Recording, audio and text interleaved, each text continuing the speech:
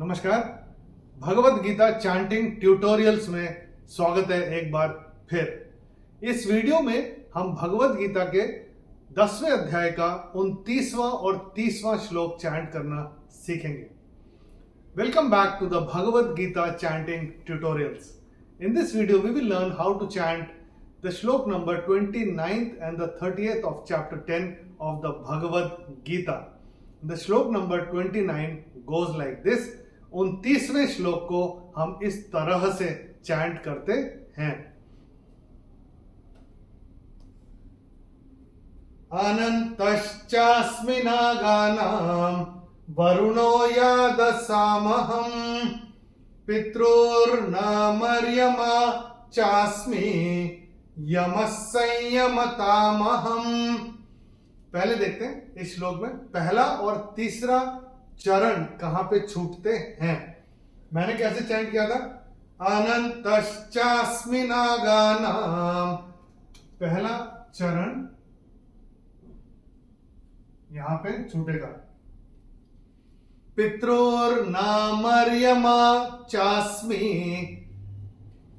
तीसरा चरण यहां पे छूटेगा। अभी देखते हैं इस श्लोक में कौन कौन से नियम लागू होते हैं। Let's have a look at the rules that apply on this श्लोक। पहले चरण में चरण की समाप्ति पे न के ऊपर अनुस्वार, चूंकि चरण की समाप्ति पे आ रहा है, इसका उच्चारण केवल और केवल म ही होगा। तो ये हम अपनी किताब में नोट करके रख सकते हैं। दूसरे चरण में चैंटिंग के हिसाब से कोई नियम है नहीं। तीसरे चरण में भी चैंटिंग के हिसाब से तो कोई नियम है नहीं, लेकिन अगर आप देखेंगे आपकी किताब में त के नीचे रू की 2 मात्राएं हैं। तो जब हम पितृ बोलेंगे तो थोड़ा सा खींच के बोलेंगे, पितृर्ना पितृर्ना, ऐसे करके बोलेंगे इसको, पितृर्ना ऐसे करके इसको बोलेंगे। और चौथे चरण में म के बाद जो विसर्ग दिखाई दे रहा है उसके बाद का अक्षर है स, और विसर्ग के बाद जब श श या स आता है तो विसर्ग का उच्चारण आधा श श या स होता है। और चूंकि यहाँ पे स आ रहा है तो ये विसर्ग का उच्चारण होगा आधा स। तो आप अपनी किताब में ये विसर्ग को स्ट्राइक ऑफ करके यहाँ पे आधा स लिख के रख सकते हैं। और इसके बाद स के ऊपर अनुस्वार के बाद का अक्षर है य। और अगर हम रूल के हिसाब से जाएंगे तो अनुस्वार के बाद जब य आएगा तो अनुस्वार का उच्चारण होगा म। लेकिन जब हम चैंट करते हैं, और जब मैंने चैंट किया था, मैंने कैसे किया था?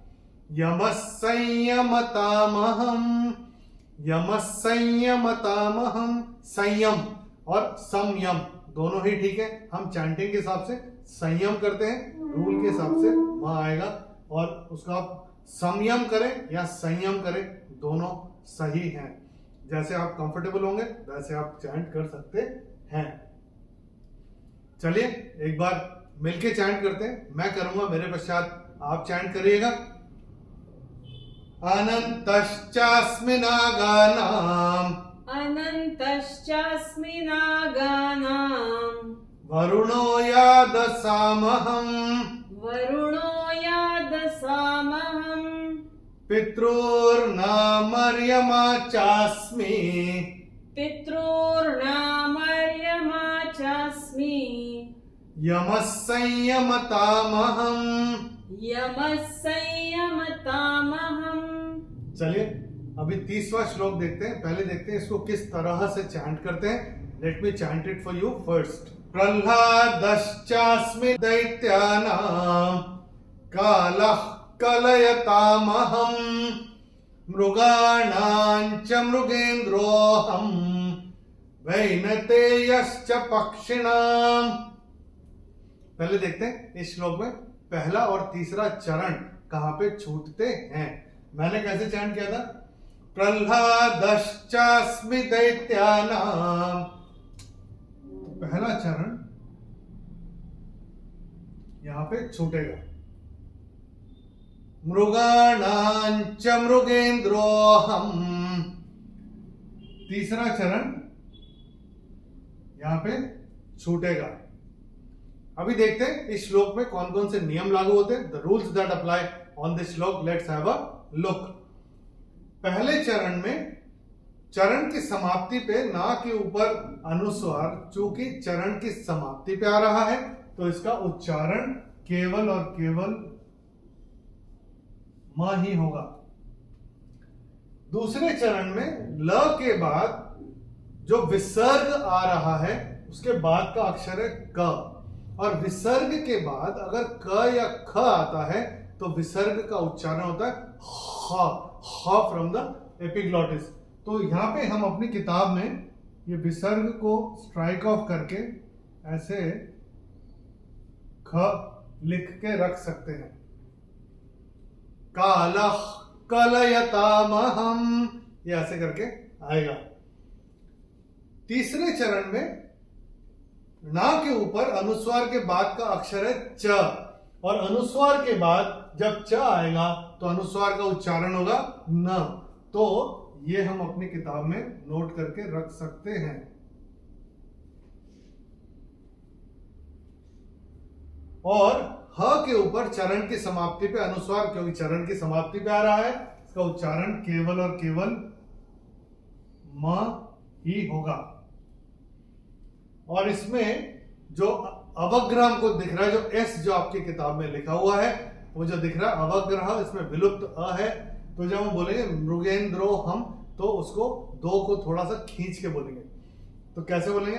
मृगाणांच मृगेंद्रोहम, ऐसे करके इसको बोलेंगे। चौथे चरण में चैंटिंग के हिसाब से कोई नियम है नहीं। चलिए एक बार मिलके चैंट करते हैं। मैं करूंगा, मेरे पश्चात आप चैंट करिएगा।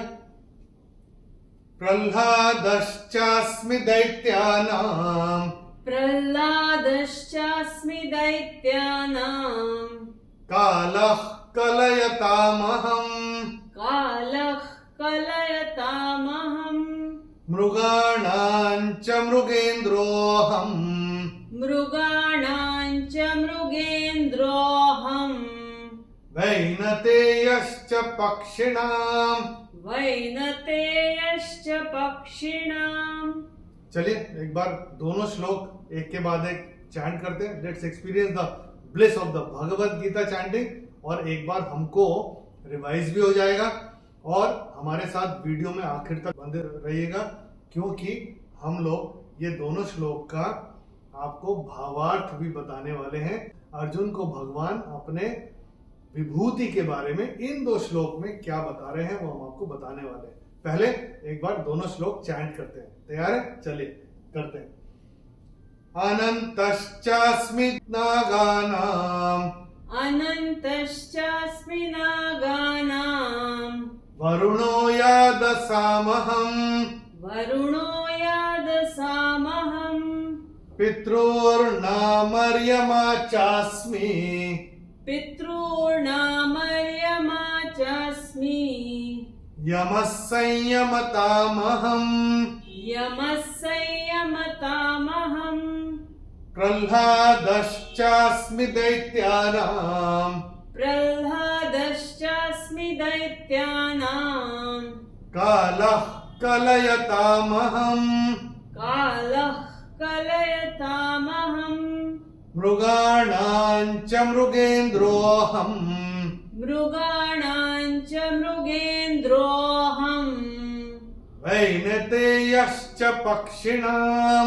वैनतेयश्च पक्षिणाम्। अभी देखते हैं भगवान अपनी विभूति के बारे में अर्जुन को क्या बता रहे हैं 29वें श्लोक में। पहले देखते हैं तो भगवान क्या कह रहे हैं? अनंतश्चास्मि नागानां। तो इसका अगर हम संधि विच्छेद करते कैसा है? अनंतः च अस्मि नागानां। तो नागानां मैंने नागों में, नागों में मैं कौन हूं? मैं अनंत नाग हूं। और च है ना, और यादसामहम, यादसाम अहम। यादसाम का मतलब होता है जलाशय, जल के जो स्तोत्र होते हैं उसको बोलते हैं यादसाम। तो जल के स्तोत्रों में मैं वरुण देवता हूं, ऐसा भगवान बता रहे हैं अर्जुन को। पितृनाम अर्यमा च अस्मि, तो कह रहे हैं कि मैं जो पितर होते, जो पितरों में मैं अर्यमा नाम का पितर हूं, ऐसा भगवान कह रहे हैं। और यमस संयमतामहम, संयमताम का मतलब होता है शासन करने वालों में। शासन करने वालों में मैं कौन हूं? बोलते शासन करने वालों में मैं यमराज हूं, मैं यम हूं, ऐसा भगवान बोल रहे हैं अर्जुन को। उसके बाद 30वें श्लोक में भगवान क्या कह रहे हैं? प्रह्लादस चास्मि, प्रह्लादः च अस्मि, प्रह्लादस चास्मि, यानी दैत्या नाम, दैत्यों में मैं भक्त प्रह्लाद हूं, ऐसा भगवान कह रहे हैं। काला कलयताम अहम, कलयताम अहम, कलयताम का मतलब होता है गिनती में, गणना करने वालों में, गिनती करने वालों में मैं कौन हूं? मैं काल हूं, मैं समय हूं, ऐसा कह रहे हैं। और उसके बाद कह रहे हैं मृगाणांच मृगेंद्रो हम, तो मृगाणाम का क्या मतलब होता है? पशुओं में, मृगाणाम पशुओं में मैं कौन हूं? मृगेंद्रो, मृगेंद्र अहम, मैं मृगेंद्र हूं। मृगेंद्रम कौन है? मृगेंद्र इज पशुओं का राजा, सिंह, शेर, सिंह हूं मैं पशुओं में, ऐसा भगवान कह रहे हैं। और वैनते यश्च पक्षिणाम, पक्षिणाम है पक्षिणाम, पक्षियों में, वैनते, वैनते यह का मतलब होता है गरुड़, तो पक्षियों में मैं गरुड़ हूं, ऐसा कह रहे हैं भगवान। तो दोनों श्लोक में क्या कह रहे हैं? नागों में मैं अनंत नाग हूं, जलाशयों में, जल के स्तोत्रों में मैं वरुण भगवान हूं, पितरों में मैं अर्यमा नाम का पितर हूं, शासन करने वालों में मैं यम हूं, दैत्यों में मैं प्रह्लाद हूं, और गिनती करने वालों में, गणना करने वालों में मैं काल हूं, मैं समय हूं, पशुओं में मैं सिंह हूं, पशुओं का राजा सिंह हूं, और पक्षियों में मैं वैनते यह, मैं गरुड़ हूं, ऐसा भगवान अपने विभूति के बारे में अर्जुन को इन दोनों श्लोक में बता रहे हैं।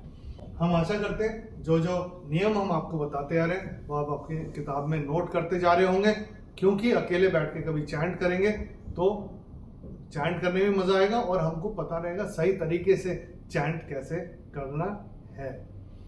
अगले वीडियो में हम भगवत गीता के 10वें अध्याय का 31वां और 32वां श्लोक चैंट करना सीखेंगे। In the next video, we will learn how to chant the 31st and the 32nd shlok of chapter 10 of the Bhagavad Gita. Till then, Namaskar, Hari Om.